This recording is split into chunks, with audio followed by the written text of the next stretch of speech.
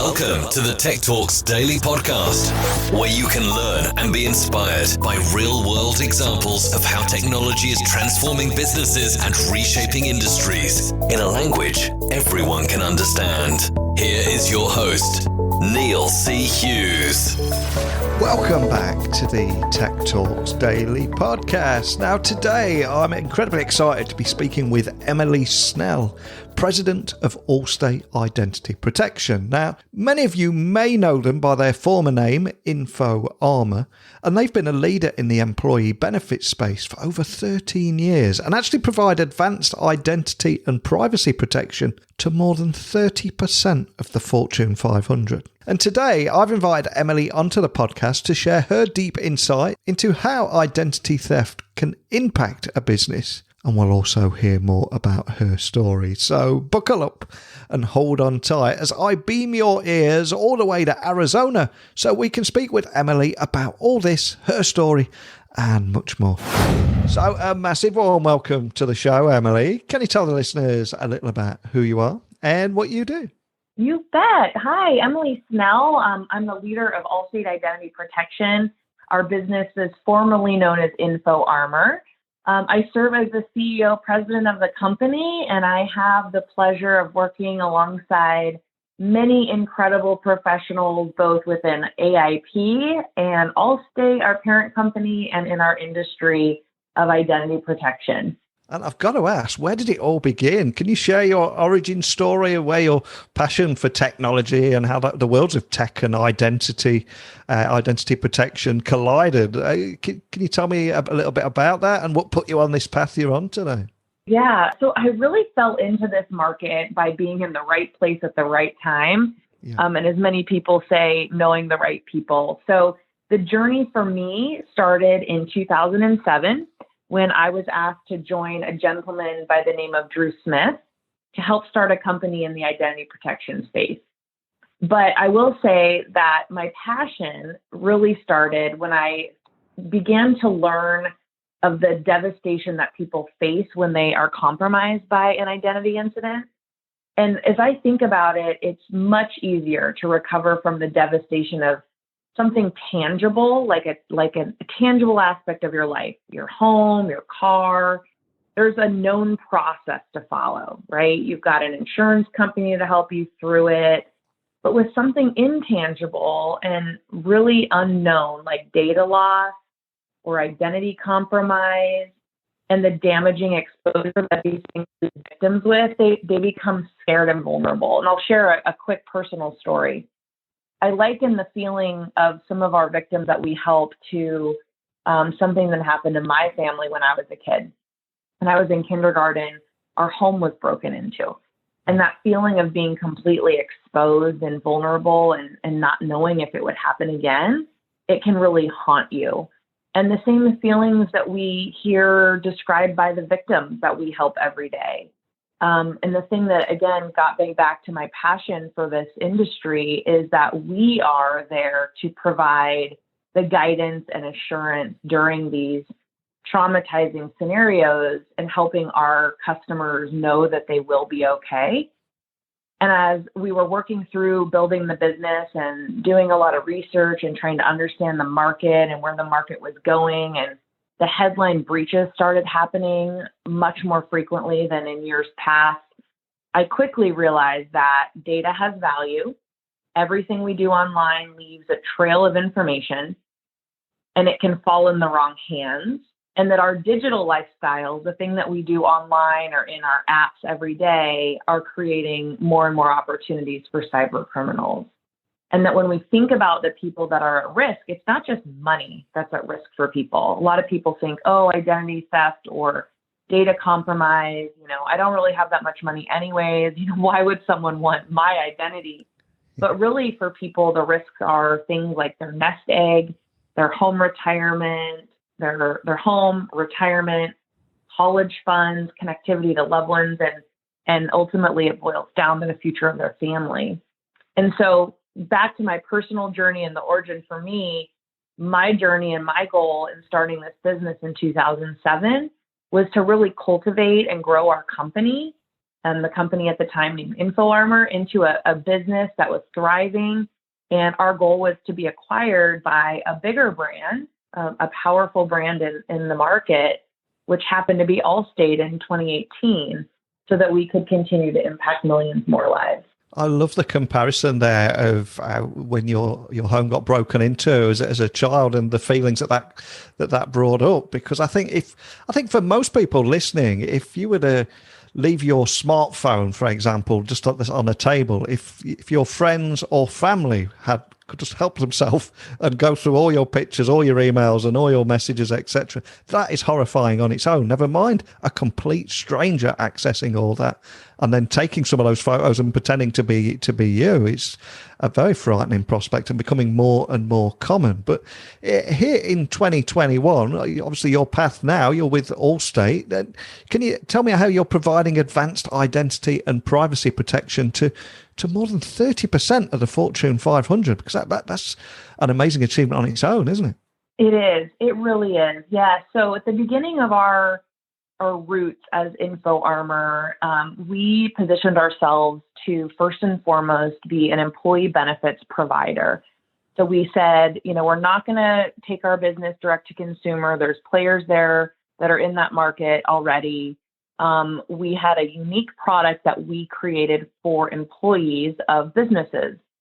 And by focusing on that market and that distribution channel, we have over the years, we protect thousands and thousands of clients and millions and millions of employees at those clients.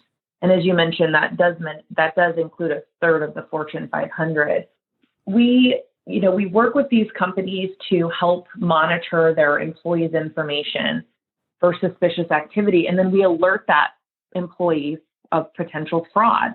And then based on what we understand and learn, our resolution team, our remediation team goes into action and provides full resolution services. And the goal here as an employee benefit provider is that we're not only providing a benefit to the employees at the individual level, but also providing a great benefit for the employer.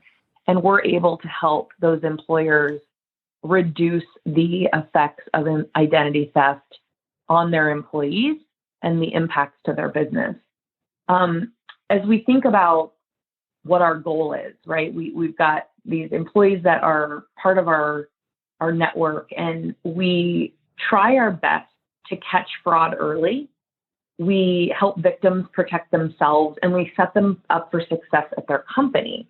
We help them create passwords that are unique and complex, or we educate them on common attempts at fraud like phishing.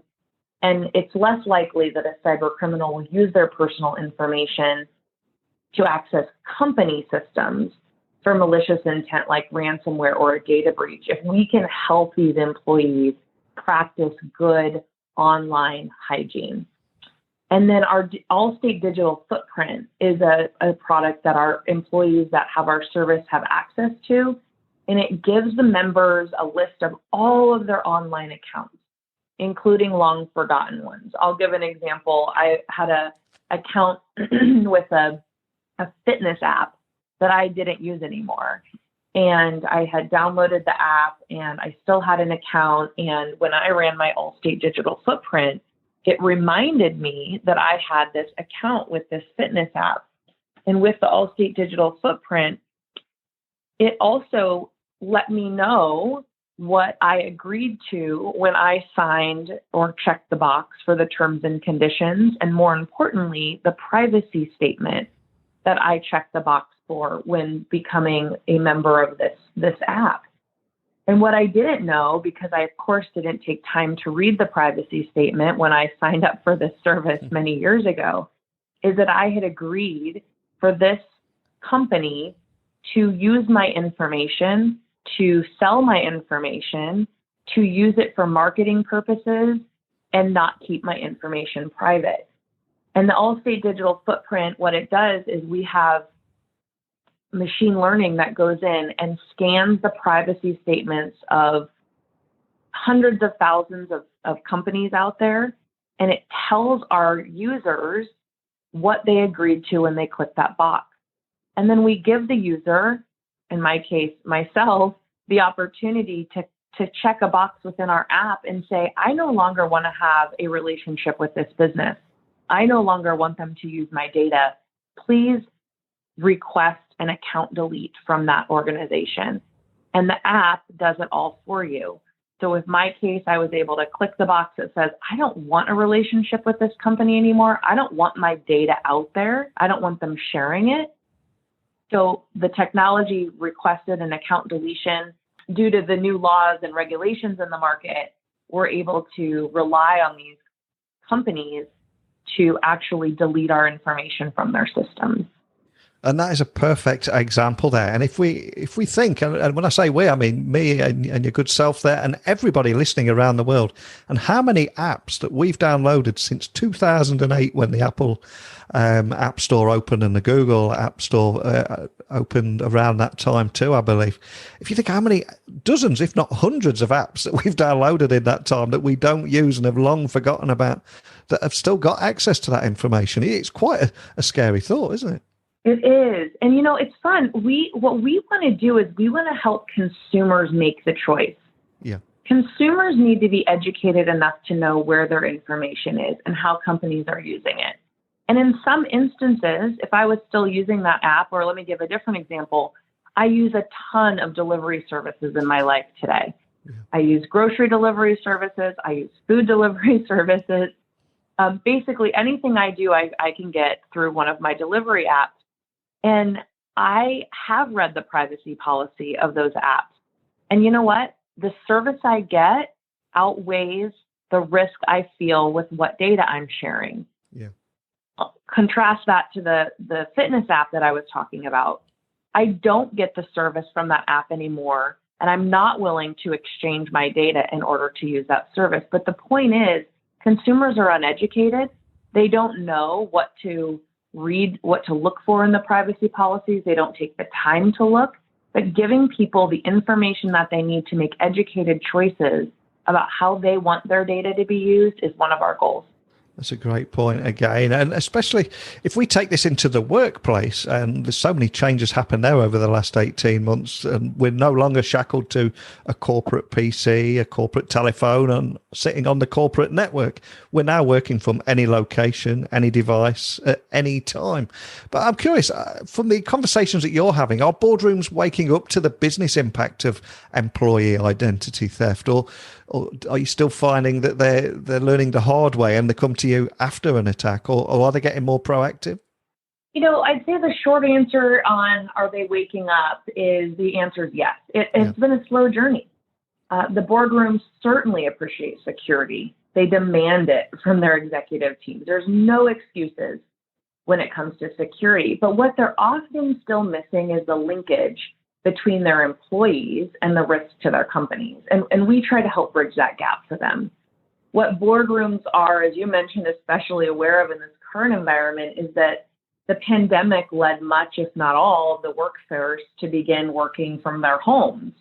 And many employees at that point are relying on their own equipment to complete their jobs. I'm at a perfect example. I'm sitting in my home office right now on my own Wi-Fi network. Yeah. And this change and shift really nullified many of the security efforts that companies have relied on historically. They're not using corporate devices. They're not using corporate infrastructure. Where Wi-Fi networks were protected and locked down, and we're relying on these employees to make those changes and make those proactive moves at their own homes.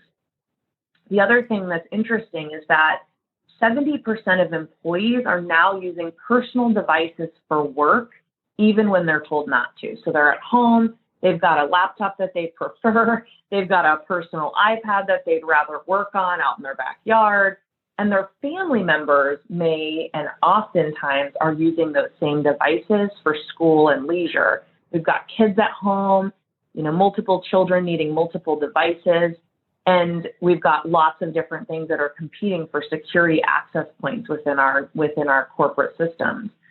And then the other thing is that employees, as they sit at home, they're duplicating passwords across work and personal accounts, which really does put the business at risk. as well as that individual if their credentials were actually compromised. And before the pandemic, I used to read a lot about examples of a CEO putting on LinkedIn that they were at a tech conference, and then the hacker would then find out by looking at the company who the finance manager was, and then a quick trip to the website would reveal the email domain, and then they can spoof an email to the finance manager pretending it's from the CEO saying, I know I'm at a tech conference, but can you approve this invoice?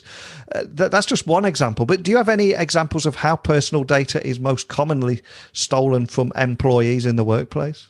Well, you mentioned one of the biggest, fearfishing, right? Yeah. It's when cyber criminals target senior leaders or HR personnel, and they spoof a very personalized email. And you nailed it. They learn about someone on LinkedIn. They can give them enough information and make sure to ensure that the person receiving the email feels somewhat comfortable with replying with maybe it's sensitive information like W-2s or tax documents, etc.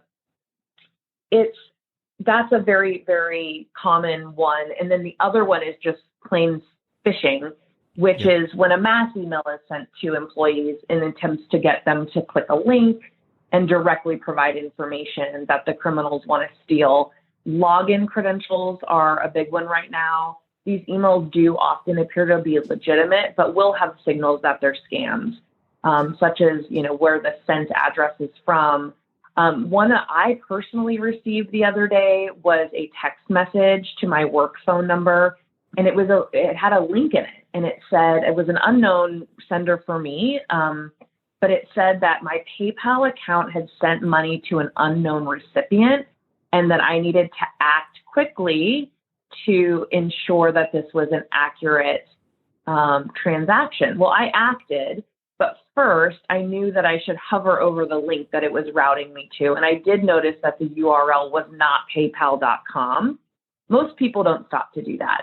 But what I did do is I ended up clicking the link just to see what they were going to ask me for.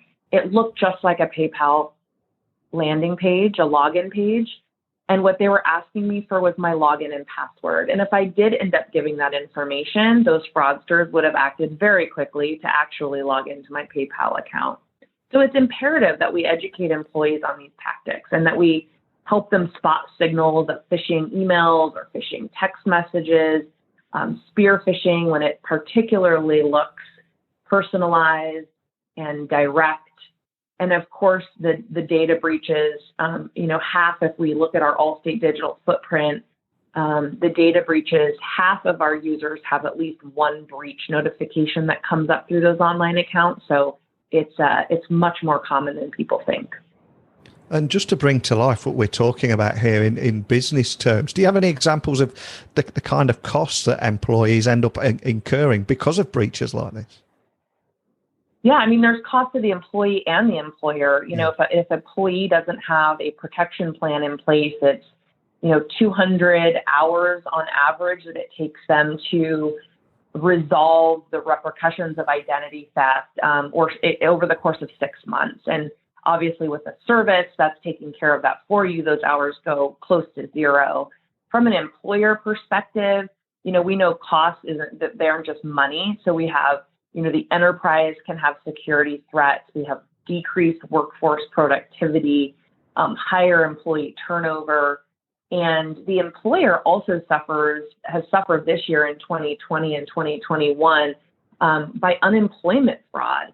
In 2020, it grew to be about 70% of the cases that we were resolving were all about fraudulent unemployment fraud. And those claims are very difficult and time-consuming for both the employee, the victim, and the HR teams, not to mention that unemployment benefits are funded by tax-paid businesses, are funded by taxes paid by businesses. So fraudulent claims inflate those costs. So we see cost, whether it's actually lost funds, new accounts being opened, it's time spent, it's actual money that's been stolen from a PayPal account or a 401k account. It's really broad in terms of how we see the impact. And the big question, I guess, is going to be, we've beautifully set the scene on the scale of the problem, but for business leaders, decision makers, etc., how should companies better protect employees and themselves against identity theft? Yeah, and there's so many solutions in the market. And I think what's critical is for companies to really select a protection service that goes beyond just traditional credit monitoring, especially when you're thinking about employees and the benefits that employers spend so much time, energy, and money providing. Think about 401k benefits, retirement accounts. If they're providing those as corporate benefits, providing something to help protect those corporate benefits is really important. And credit monitoring services don't do that for employees. They need to offer a robust solution that helps people protect their nest egg, helps protect people from things that they can't just see on a credit report. And the other part of it is employers need to be equipping employees with plenty of training to understand where they can avoid falling into a trap. They need to provide training that teaches them about phishing and spear phishing and all the things that the fraudsters are doing now to easily get account information, credit card information, login information. And if companies are thinking about it correctly, which has been something that's been well received in the boardroom, is that strong employee protection supplements a company's security posture at a time when cybercrime is certainly surging. And so if the leadership teams, the boards of directors, the companies, leaders that understand this impact can put those two together and realize they do go together, then they will appropriately offer their employees or even provide their employees with a service at no cost.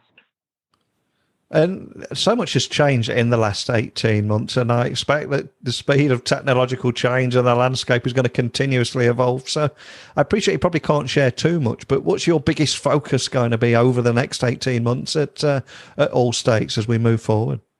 Yeah, so, I mean, the first thing is that we, as an organization, now that we're a part of Allstate, our goal is going to be and has been to broaden our beyond benefits. To expand beyond the benefits channel. We have a great brand behind us. We have a lot of plans in place to address multi-channel growth. The other is that employees and individuals are increasingly more interested in personal cyber protection, understanding if the Wi-Fi network they're on is actually secure, understanding if the VPN that they're on is secure. And employees or individual consumers don't know how to do that.